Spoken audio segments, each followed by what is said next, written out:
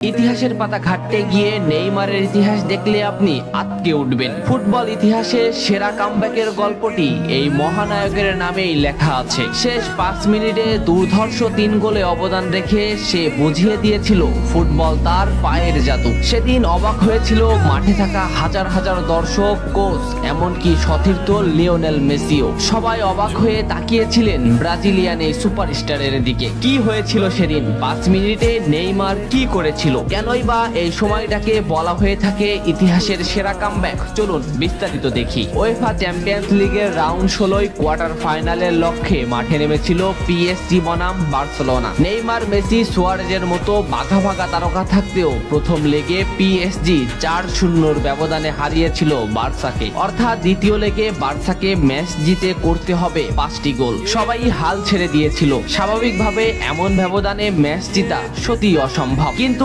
সেদিন ব্রাজিলের এক নায়ক বলেছিল এটা সম্ভব, আমরা এটা করে দেখাবো। যেভাবেই হোক না কেন আমরা দলকে ম্যাচ জেতাতে চাই। 2017 সালের 8 মার্চ অনুষ্ঠিত হয় এই ম্যাচের দ্বিতীয় লেগ। ম্যাচের শুরু থেকেই ক্ষিপ্ততা আর দক্ষতা দেখাতে শুরু করেন নেইমার। এই ম্যাচে যেন আবির্ভাব হয় কোনো এক নতুন নেইমারের। এই নেইমারকে তো কেউ চেনে না। ম্যাচের 3 মিনিটেই লুইস সুয়ারেজ পেয়ে যায় প্রথম গোলের দেখা। এরপর নেইমারের ক্ষিপ্ততায় একের পর এক আক্রমণ সাজাতে থাকে বার্সা। এদিন যেন নেইমারকে কোনোভাবেই আটকাতে পারছিল না পিএসজি। নেইমারকে আটকাতে একের পর এক ফাউলই বেছে নিয়েছিল তারা। ম্যাচের 40 মিনিটে লেভিনের আত্মঘাতিক গোলে বার্সা পায় দ্বিতীয় গোলের দেখা। ম্যাচের 50 মিনিটে ক্ষিপ্ত থাকা নেইমারকে ডি বক্সের ভিতর ফাউল করে ফেলে দেওয়া হয়। এতে বার্সা পেয়ে যায় পেনাল্টি। পেনাল্টিতে গোল করে দলকে এগিয়ে নেন লিওনেল মেসি। তবে যেমনটা ভাবছিলেন এই ম্যাচের গল্প ফুটবল বিধাতা তেমন ভাবে লেখেননি। 62 মিনিটে বার্সার কফিনে শেষ প্যারাটা পুড়ে দেন এডিনসন কাভানি।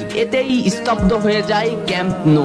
আশা ছেড়ে দেন বার্সা কোচ লুইস এনরিকে। শুধু কি তাই, স্তব্ধ হয়ে যান লিওনেল মেসিও। তবে সেদিন একজন দমে যায়নি। নামটা কি কমেন্ট করে জানান। বার্সা গোল হজমের পর লিওনেল মেসি ম্যাচের সম্পূর্ণ দায়িত্ব দেন নেইমারের উপর। আবারও শুরু হলো খেলা। ডি বক্সের বাইরে নেইমারকে ফাউল করে ডি মারিয়া। এই পজিশনে 88 মিনিটে বার্সা একটা ফ্রি কিক পায়। তবে এই ফ্রি কিকের দায়িত্ব নেইমারের কাছে বুঝিয়ে দেন মেসি। শট করেন নেইমার এবং করেন অসাধারণ গোল। এই ফ্রি কিকটা বার্সার ইতিহাসের সেরা ফ্রি কিকের একটি হয়ে রয়েছে। এর 2 মিনিট পর সুয়ারেজকে আঘাত করে পেনাল্টি পায় বার্সা। পেনাল্টি নিতে আসেন নেইমার জুনিয়র। সেদিন বার্সা নেইমারের উপরই আস্থা খুঁজে পেয়েছিল। পেনাল্টিতে অসাধারণ গোল করেন নেইমার। এমন পরিস্থিতিতেও 5 গোল করে ম্যাচ সমতা এনেছে বার্সা। এর কিছু সময়ের পরে চলে আসে সেই মাহিন রক্ষণ। ম্যাচের এই মোমেন্টটা লক্ষ্য করুন। ডি বক্সের কিছুটা সামনে নেইমারের পায়ে বল। নেইমারকে আটকাতে গেল প্রতিপক্ষের একটি খেলোয়াড়, কিন্তু